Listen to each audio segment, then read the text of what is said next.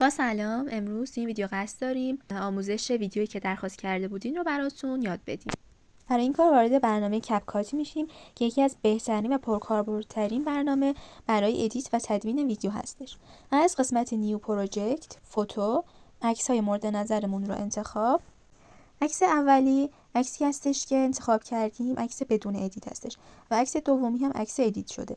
عکس اولی رو زمانش رو روی 1:1 قرار میدیم و از همین عکس یک کپی میگیریم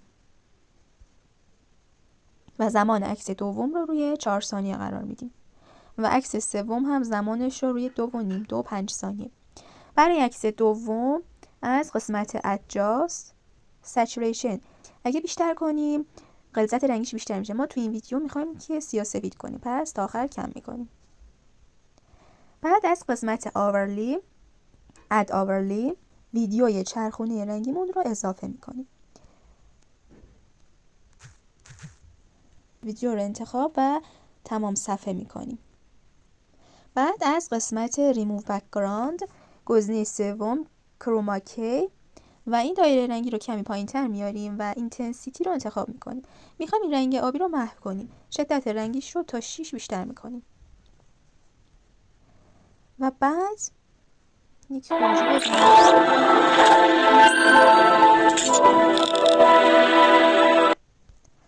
حالا بعد از انجام این کارها میخوایم ما بین عکس‌های اولی و دومی یک ترانزیشن قرار بدیم. روی این قسمت سفید کلیک میکنیم. برای انجام این کار هم باید فیلتر شکنمون روشن باشه. از سربرگ ترندینگ میکس رو انتخاب میکنیم و برای ما بین عکس‌های دومی و سومی ترانزیشن انتخاب میکنیم از سربرگ ترندینگ و نئون. و اگه الان از ویدیومون یک خروجی ببینیم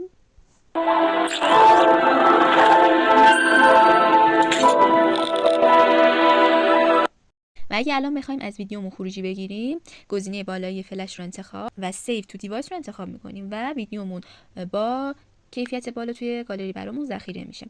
ممنون میشم اگه ادیت این ویدیو رو دوست داشتید ما رو حمایت کنید تا آموزش‌های بیشتری رو براتون بذاریم.